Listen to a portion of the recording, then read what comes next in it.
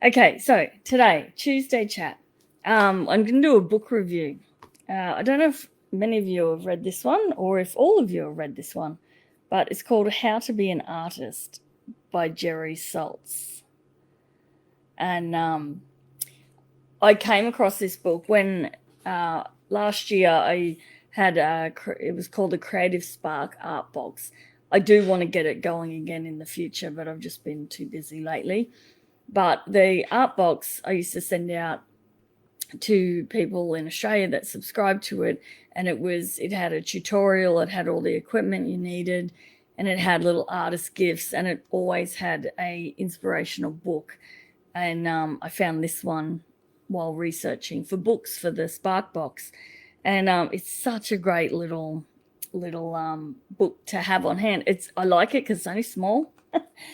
And it's broken down into just there's 63 chapters or 63 little sections in there.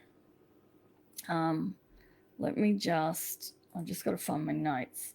So yeah, Jerry Saltz is, let me get rid of that one. He's an art critic for the New York Magazine, and he's also the winner of the Pulitzer Prize in criticism. So, but the book is an expansion of an essay he did for Vulture magazine, and it went viral quite a few years ago.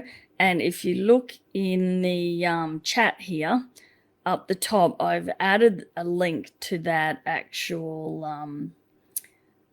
to that viral essay that he did.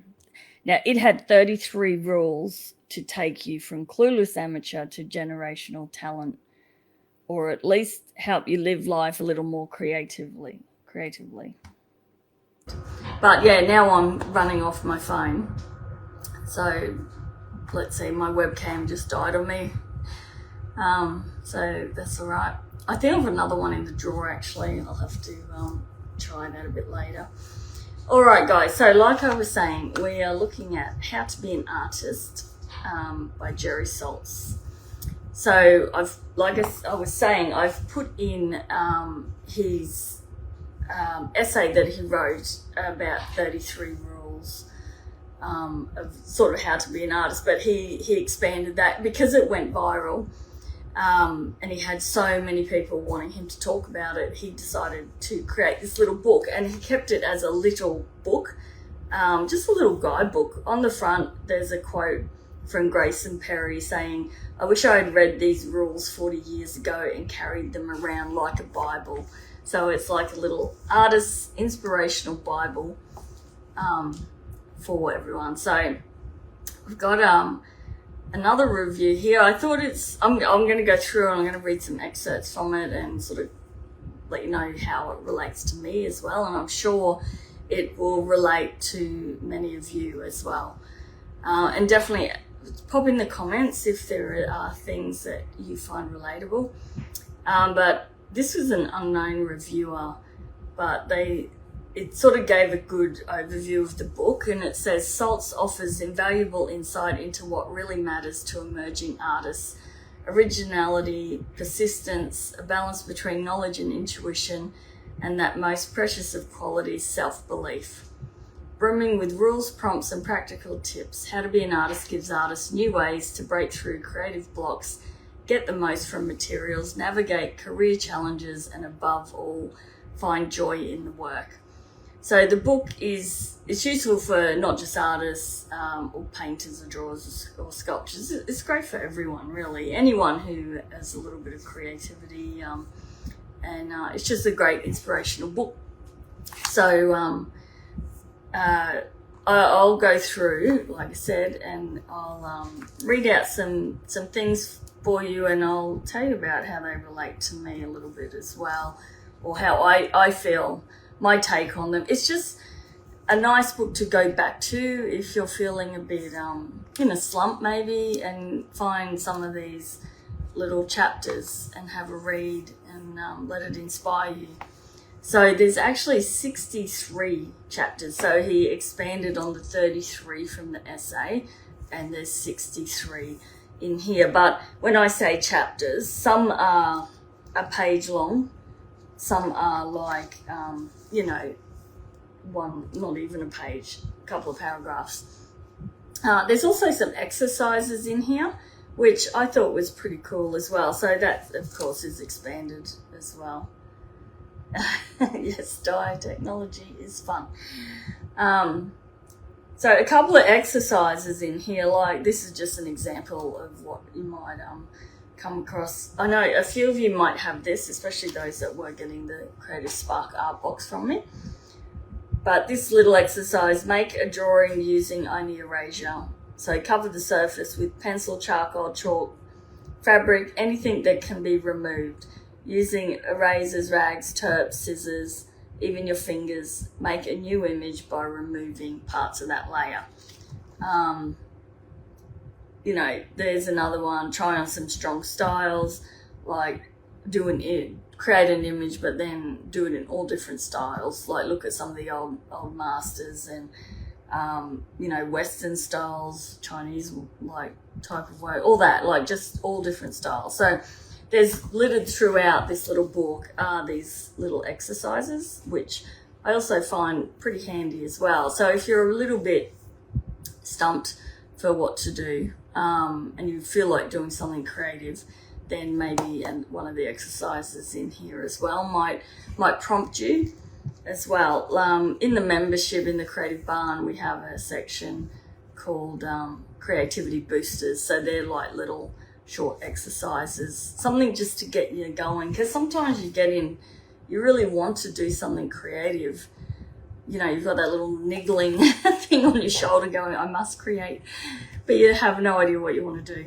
So just being able to do something small just to get you started and being told what to do as well. You don't have to think about it then. I think that helps as well. Okay, so I'm not going to read every single one of these 63 little sections in here, but I'll read through a few just to give you an idea.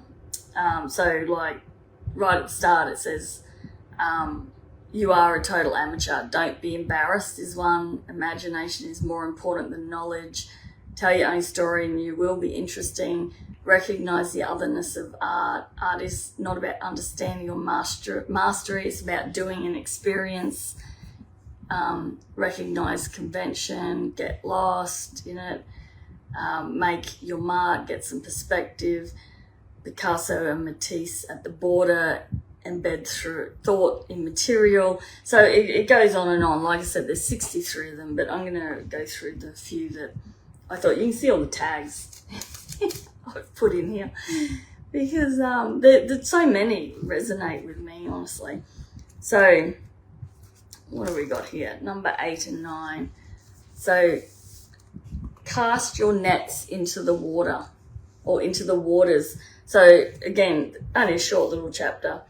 But he's talking about, which I've talked about before, is more or less, when I've talked about it, it's building your creative bank. So he's saying cast your nets into the water and collect things, in other words. And even if your net comes back empty sometimes, cast it again. So just as an artist, all those little bits and pieces you sort of take note of and collect throughout your life or just on a day's walk in the park, all of that is important to growing as an artist.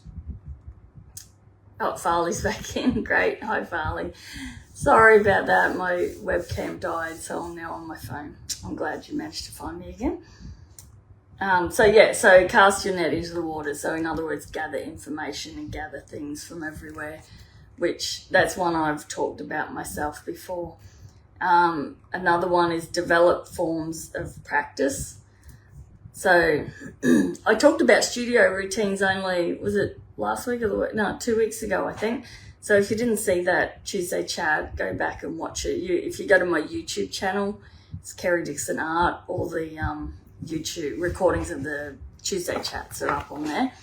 But so develop forms of practice. So in other words, make regular time for practice and drawing and being creative. So that's one we all know, but sometimes we struggle with. Another one is work, work, work. So that one as well, I quite liked the way, we all know we need to work and work and work to get better and better. That old adage, 10,000 hours to master something. But I feel like with working all the time, it will knock that fear of failure on the head, because that's where procrastination comes in, of course, is that fear of failure. I'm going to talk about fears a bit more next week. But if you work through it and keep going, then you'll sort of knock that fear on the head. Because if you just keep working and make yourself do it rather than stopping, then, you will get there and work through that. So there was a section here I wanted to read, I think. This is where, he says, every artist and writer I know claims to work in their sleep. He does it all the time. Jasper Johns famously said, one night I dreamed that I painted a large American flag, and the next morning I got up and I went out and bought the materials to begin it. So, when he said that about you're thinking of I always wake up in the middle of the night and think, I need to write that down because it's a great idea. We seem to have our best ideas, I think, when our brain's at rest. But it reminded me of, I don't know if I'm sure you've all heard of Twilight, or some of you may have, the whole book franchise that made, is it Stephanie Myers or something like that? Made her absolute millions. They did the movies, all the rest of it. But in an interview with Stephanie, she said she dreamt the whole thing pretty much in her sleep as well. It was a dream she kept going back to, and then she just sort of thought, well, I'll start writing it, and it just expanded from there, the whole world of Twilight. But I think her dream obviously wasn't the whole series, but it sparked that, the book, and in turn, like I said, has, a lot of people love Twilight series, and has made her a millionaire. So don't take for granted things you dream about, because maybe they are important. Okay, so another one. I've heard that when you walk through hell and stop, you remain in hell. So keep going. What a great quote, Shirley. That's so cool. Yeah, definitely. That's really, really good. And so true, isn't it? So you're just keep on going. Okay, this one, what was I going to read here? This one is called Start Now. So again, there's all little pictures throughout this book as well. I don't know if you see there's lots of artwork in here. So it's a really easy read. It's a great book in that regard. And you only have to read one or two chapters, and you could go through and read this whole thing within an hour. But I don't think it's not intentionally meant to just sit and read and put away and that's it. So read it, but then you can come back to those ones and maybe just pick up if you need a bit of inspiration every now and again. So this chapter is Start Now. And what have I got here? You can start anytime. I know this firsthand because I wasted decades not writing. I had a million stupid reasons, being afraid, being untrained, convinced I was unworthy, that I had nothing to say, that I was a fake, that I lacked the time or money or connections I'd need to make it in the art world. I'm not sure what got me to stop not writing. Maybe it was when my wife, the art critic Roberta Smith, read my early work and told me, if you don't get better, I'm going to kill myself. So, but that he's a writer, of course, but it goes over all genres of art. So yeah, there's a million excuses, isn't there, for us? And one of the ones I find a lot in my community, of course, is there's a lot of people who are retired and they're feeling like they're too old to start, or they've wasted too much time. But there's no better time to start than right now, is there? So you're gonna get better. Doesn't matter, if you're 80 or if you're 20 or whatever, just start. And like for people, there's artists that have made it famous. They're famous, and they didn't start till they were like 70. And a lot of artists don't start till they're retired. But in saying that, you don't need to be famous. You're doing it for your own enjoyment. So you can start at any time. There's no need to try and become some world famous artist making millions of dollars. You're probably just doing your art just for the joy of it, and giving yourself a hobby that you absolutely love. And if you start to make money and get known, then that's a road you can go down, but you don't need to at all. My brains always work at night. To Greg about it, I've told Greg about it in the morning. Yeah, definitely. I sometimes, if it's, I usually have to write it down. If it's something I think, like if I'm thinking this amazing idea in the middle of the night, I know I won't remember it as vividly, or I just won't remember it when I go back to sleep and wake up in the morning. So it'll keep me awake throughout the night if I don't write it down. So even though I don't want to actually get up and write it down, if I don't, I have my phone next to me in the bed, and I have a little app called Brain Toss, and you can write it in that, and it sends an email to yourself. So then when I get on my computer in the morning and see the emails, I'll then go, oh, that's right, that was that idea I had. So I'm always sending myself these little nuggets of information. But I can sleep better. If I write it down, then I'm not sitting there thinking, oh, I need to remember this, it's so good. If I write it down, then I can just go back to sleep. So, but yeah, you never know. There might be some amazing thing that I think of in the middle of the night that could be great. I write a lot of things down that don't amount to anything, but I have post-it notes by the bed. You had a massive to-do list when you're working. Yeah, definitely. If you can get it out of your head, you can sleep better, which we all need and want. All right, so what else have we got here? So start working when you wake up. So getting 1 to 2 hours first up gets rid of those pesky demons of daily life. So what he's saying in this one is, if you can, I found this as well. I was being good for about a month. I was getting up an hour before, my normal routine, because I do chores and animal feeding and all that in the morning.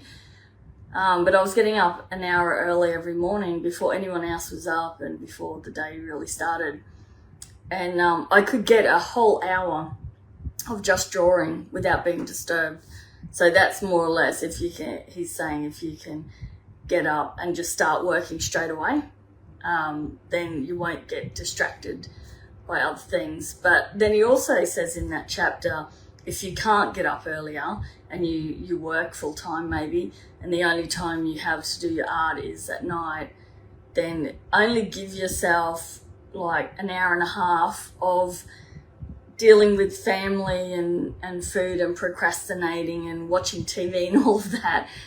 Say, right, I'm 90 minutes of just stuffing around, and then I have to go and work. Okay, so, and that way you can then also, lock yourself away and concentrate, because you spend that 90 minutes doing like things that probably don't need doing, but then you can really concentrate. But I think myself, getting up first thing in the morning works for me really well. Another Apple app to check out. Farley, I don't know if it's just Apple. It's called Brain Toss, and it literally, you can it's a voice memo or you can type it.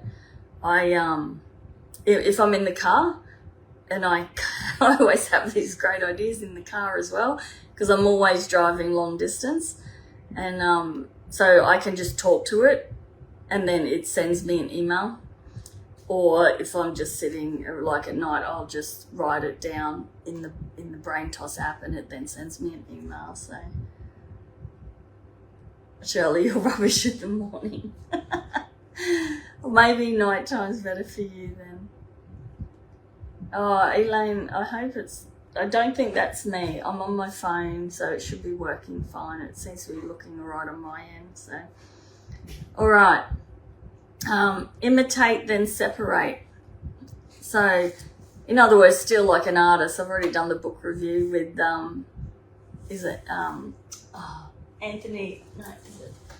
Austin Kleon. So, in other words, same idea if you've read the Still Like an Artist book, but imitate, then separate. So learn from others. Of course, it's one of the best ways to start out and grow and learn and do tutorials and all the rest of it. But then expand on what you learn as you get better and get more confident. Then start to add your own little flair into that and expand on it. Like there's another one here. Art is a flat worm, so it dissects and grows. So again, like branches off a tree, you'll like my example of this would be when I went to Fraser Island to take images for my my exhibition. I was focusing on I knew I wanted to do, it's called Colours of Gari. So I was focusing on the dingoes were my main thing, but I also wanted to incorporate the colours, like the reds of the dingoes. You find that a lot sort of throughout the island. The dingoes really do suit the island perfectly with their colouring and that. And then there's the wreck with all the rusted colours and everything. But also while I was there, the ideas were expanding and separating. So I think I came back with not only enough ideas and inspiration for one exhibition, I think I've come back with ideas and inspiration for 50 exhibitions. So that's where like you dissect and separate and go off into different branches. So you might be, as an artist, coming up with ideas for a painting, but you'll soon find that idea will expand and grow into all different ideas and different paintings. But it could even just be the colour you're using. Maybe there's a colour you've found in this one painting that you think, oh, this will be perfect in a different type of painting. It could be as simple as that. But the ideas, will expand and grow. And make sure you keep note of those ideas, because when you're in the moment, I found that when I was in the moment on Fraser Island, I was so inspired by everything, and that was 2 years ago now. So if I didn't write down all my ideas, a bit like journaling I suppose as well, then I'll have forgotten half of them and why I was inspired to do that. So make sure when you do start to see all these other paths or branches growing, to keep a note of them. And that as well, like I said, with that imitate then separate, when you're imitating and learning during tutorials and that, you might go, why is she using that colour? This colour could be so much better. Or I know Farley on here is pretty good at doing a completely different background, because he has his own style, and everyone does. So my style and what I like is a very simple background, but I find quite a few of my students prefer to add more of a landscape to their work, and that's their style coming through, and they're starting to grow and dissect from my tutorial, and they're branching off with their own, and then they'll grow and grow and grow from there more and more. So, all right. Night time works best for you, Victoria. Oh, and Andrea, you're a night owl too. Oh well, very good then. I'm exhausted by night, so I couldn't even think about it. I used to do all my art at night when I worked full time and had 3 kids at home. Night was it for me as well. So rather than watch TV, I'd go and sit in the garage and do my art then. But yeah, whatever works for you. See, now I'm better off getting up earlier. It's just, things change. All right. use your studio is another one that I liked. It's your sanctum. I think that's how you say it. It's your sanctum. And he has a tip. So yeah, your studio, make it your own, even if it's the dining room table. It's your space, and make sure everyone knows that they need to leave you alone while you're creating. But I've talked about this a lot, and I always talk about it in my membership. It's so important to have your own studio space. As you're getting better and better at art, you'll find you'll want that space of your own. But one of Jerry's tips is to leave something a little unfinished each day, and that way it'll help you get back into your work in the morning or the next time you start it, which a lot of times I do. I find that there's such a great pleasure in finishing a piece. It's like, it's finished, I love it, I can share it with the world or whatever. But I must admit, if there's something a little unfinished, then you know when you come back in the studio exactly where you started. Whereas if you've finished it the day before, then you're like, oh, okay, now what am I going to do? And that's when the procrastination sets in. Like, you have other work to do, or you've got other painting ideas, but there's always that time where you're going to procrastinate a little bit. Whereas I know myself, when I'm working on either a tutorial or my own work, I do it in sections. So I'll do a couple of sections of it, whether it's the background, like the blocking, the fur, the eyes, the face, like that sort of thing. If I've finished one section, then the next morning I know exactly what section I'm about to work on. So I can get stuck straight into it. So I thought that was a pretty good tip. I never really thought of it in the fact of leaving a little bit unfinished just so you can get back into it the next day, but it's good and it does work. So all right, I was going to read another one. What was it? 23. Clear the studio. So this one is, when you're stuck, muddled, or you feel you can't move on, try clearing your studio or cleaning it, picking up, sweeping, moving things around, making new piles of old clutter. My wife is a world champion of the last technique, which helps her write perfect text. You can do this every day. It's a way of being physical, breathing into the work, creeping up on a task at hand.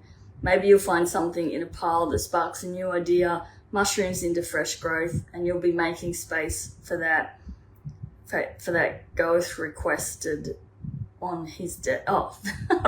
And you'll be making space for what Goeth requested on his deathbed, more light. So I always think it's procrastinating when I'm cleaning the studio.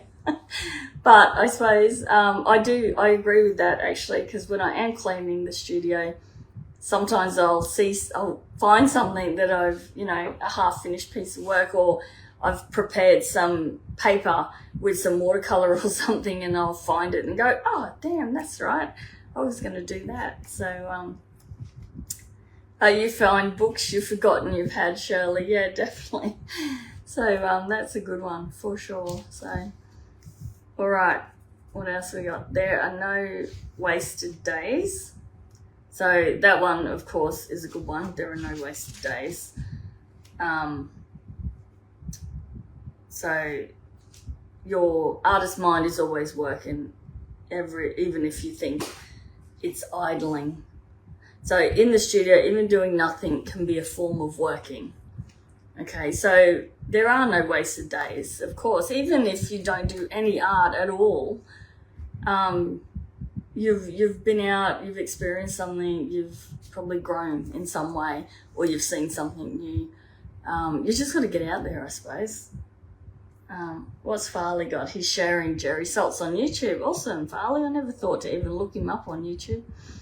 But yeah, such a great little book, this one. So you got this other one was Finish the Damn Thing. So, of course, those last two sort of speak for themselves. So finish the damn thing means like do it, like actually finish it. So, we quite often, everyone's sort of a bit different.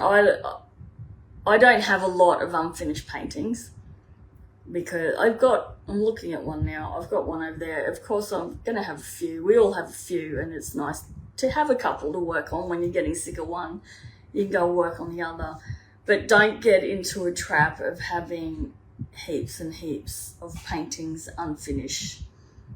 Okay, because I don't know, it can bring you down a little bit, because the feeling of finishing it and being that feeling of accomplishment that you've finished it is really good. So, and I think if you have a lot of unfinished work, you'll start to be really negative about yourself not being able to finish it. So that's an important one. Make sure you can finish your work. Victoria, when you clean up, you find art supplies you forgot you had. That's a good one. That's probably what a lot of us do. We're pretty good at buying art supplies, aren't we? Did you try closing? Oh, you're talking to Elaine. Okay, that's all right. Oh, yeah, that could have been when my screen went black. Yeah. Oops. Okay.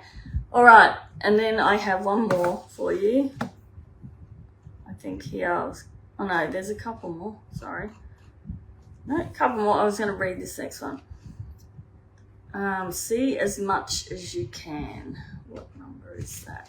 30. All right. So this one I also thought was pretty funny. So he sort of says that critics see by standing back and looking at the whole show. You know, you're in an art gallery and you're looking at the pieces.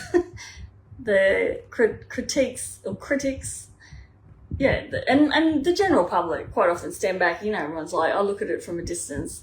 And I always tell my students, you know, don't worry too much, people are looking at it from a distance. But then he's got, artists see very differently. They get up very close to a work. They inspect every detail, its texture, its material, its makeup. They touch it, look at its edges, peer at the object from every angle. You can always tell the artists in the museums. They're the ones with their faces 1 inch from the surface of a work, like one dog sniffing another. What are the artists doing? They're seeing how it was made, what techniques, ingredients, gestures, and accidents are in play. When I've asked artists what they're looking at so intently, they always say things like the shininess, the bumpiness, the scratches on the side, the way it's mounted, the printing technique, the pink styrofoam backing, how they left the flies on the surface. All these little matters loom large when they appear in someone else's work. This is why all artists know that had art teachers, that bad art teaches you as much as good art, maybe more. So, and that one I thought was hilarious because I know myself, I'm like this close to a painting. If I really like it, I'm looking at it that close, trying to figure out how they did it. And I'm sure all of you guys who are watching this, you're all artists, so probably exactly the same as me. And what Jerry says in here, so that one I really thought was funny and true, very true. So, all right, what else we got? So don't define yourself by a single medium. So again, learn all, explore. Which I say time and time again, you need to experiment with everything, especially as a beginner. I think you need to experiment, try it all out, play with it, then hone in on the one you love, get really good at it, and then once you're really good at it, then you can expand again and push the boundaries of it. So you sort of start off trying everything, then tighten the reins and figure it out and learn and get really good. And then you can push it again and come back out and push those boundaries. So define success. So this is a good one, and I've talked about it a lot as well. Success really is time. Time is more valuable than money, 100%. So, that's sort of really, really important to get into your headspace with success. So to be successful as an artist, or anything really, just to be successful, you should really change your mindset. A lot of people think that to be successful you need to be rich and famous, but really to be successful is to have more time to do what you love. And that to me is a really great way to look at life as well. And I think if you're working full time, it can be hard, but there's always a light at the end of the tunnel sort of thing. Maybe you can think of ways that you can do a 4-day work week instead of 5. And I know a lot of businesses, especially here in Australia, are starting to think that way, that 4 10-hour days equals 5 days. So you're not getting any difference in pay, but you're getting that 3rd day off. And, you know, when you're at work 8 hours a day, what's another 2, honestly? So, you know, but if you're in that feeling of not getting enough time because you're working and you've got to pay the bills and all the rest, just really try and start to think of ways you can give yourself a little bit more time, because it is more valuable 100% than money. And that's a really important lesson, I think. And it's one I've always have to come back and remind myself, because, yeah, I think when we're growing up, you know, earning money is what we are always told is success. The more we earn, the better we are, sort of thing. But really, you could be, not just living, like just getting by. Of course, you need money for art supplies, so that is important. But as long as you're paying the bills, and if you can be as debt-free as possible, then you don't need to have millions in the bank. You're better off to have more time to spend doing what you love, or spend it with your friends and family, but more importantly, we all know we just want to spend it creating art. But it's time, 100%. Okay. What else did I have here? That was define success. Deadlines from heaven. So what he's talking about here are how important deadlines are. If you don't have a deadline, usually you don't finish your work. So a lot of times, like I was saying before, there's quite a few artists that struggle with finishing a piece. So if you can set yourself a deadline, then you're going to finish those pieces a lot more. Even if it's just in your own head, sometimes it's better to have a deadline, as in, like, if you've got a commission. I find commissions really make me actually get work done. And also for me, because I have tutorials to produce, so I've got all my members waiting on me to have a tutorial out at the start of every month. So that gives me a deadline. My art exhibition, I've got a deadline there.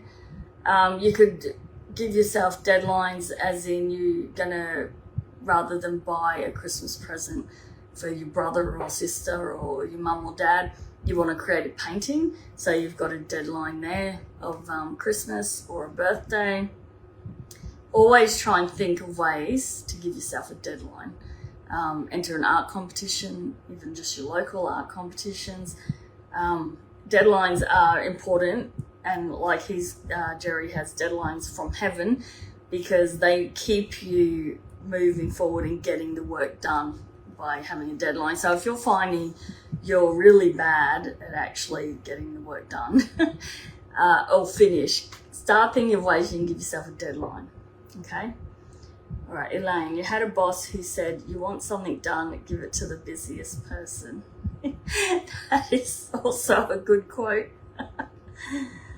Barley, success involves also exposure of your artwork and word of mouth. Deadlines can be open to how fast the client wants it. Well, that's true too. Some deadlines you don't want, they can be very short. So deadlines have to work in with you as well. You can't just, especially with commissions, make sure you give yourself plenty of time. And success is exposure of your artwork and word of mouth. Definitely. If that's what you want. Some people, they wouldn't define success as as that, because some people just create art for themselves, I suppose, and they don't want to put their work out there. For me, success is creating more time, but I'm pretty good at that because I'm kind of retired. We got debt free and gave ourselves the time, and we don't have many bills, so we don't need to earn a lot. So my husband pretty much works 3 months a year, and that's all he has to work. So, and I work in my art business, but I don't need it to be $1 million business. It just needs to earn enough to pay for my art supplies and a few other things. So, but also I agree, success for me is getting my artwork seen, because that's what I want. I want to enter art competitions and hopefully win awards and get recognized as well. And like you said, word of mouth. For me, that part of it as my own sort of well-being is being recognized for my work, but also on the business side of it as well, getting word of mouth and what I do out there as well. So everyone's different. Success to one person can be completely different to success to someone else. So, all right. Learn to deal with rejection and grow from it, I suppose. So don't ignore rejection or critique. Learn from them and prove them wrong. And don't be taken down by them because they don't define you. But it's really good to learn. Some rejection or some critique is unwarranted and maybe could be false, but sometimes there's a touch of truth in every bad critique. So you need to grow and learn from that, and don't just totally don't let it get you down, because I know that happens as well. You get one bad, you get 100 good reviews and critiques and comments, but you get one bad one, and it's the one bad one you're going to listen to and really bring you down, and one bad one can stop you creating art. So don't let that happen to you. Okay, learn from it, and maybe it's total BS and you don't need to learn anything from it, but really sort of dissect it and sort of think, well, was there a bit of truth in that? Could I have improved this way or that? But definitely don't let it, like you said, don't let it define you. Don't let it bring you down, and don't let it stop you creating art, because we all know the more we do it, the better we get. Okay, so all right, and one more. There's a lot in here, honestly, and this there's 63, but I've only probably gone through 20 maybe. Okay, you are always learning. So at the end of each day, you know something you didn't know at the beginning. We're all learning on the job. This is true even when the thing you've learned is that you knew less than you thought. Whatever you're creating makes you more than you were before you made it.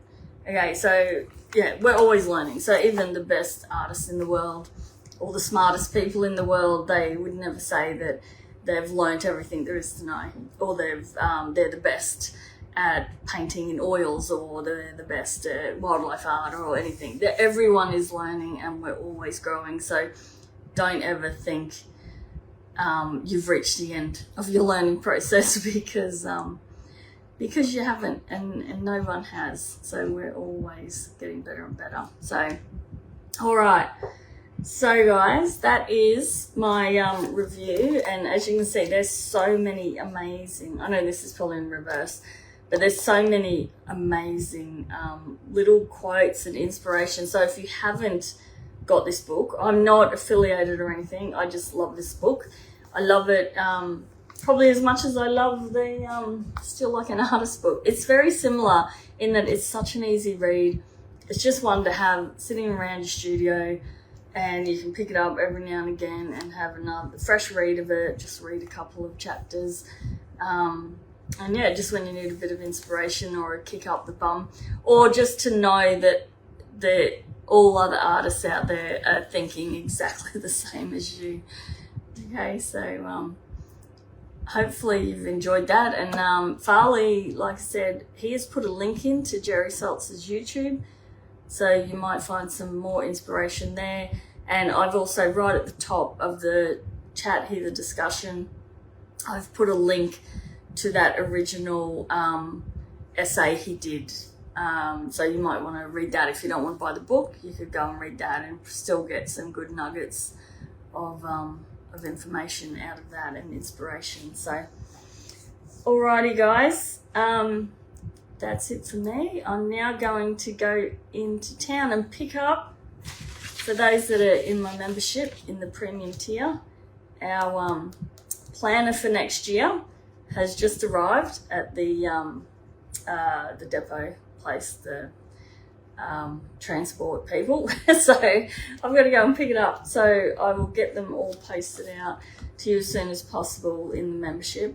Also, I will have some available to buy once I get everything sorted. What's left I'll put up for sale if anyone wanted to buy one. So, all right, guys, have a really good day. What's Farley got? If you stop the learning process, it gets boring. Yeah, exactly. It does, doesn't it? So, all right. Okay. Thank you, everyone. And I'll talk to you all next week. Bye.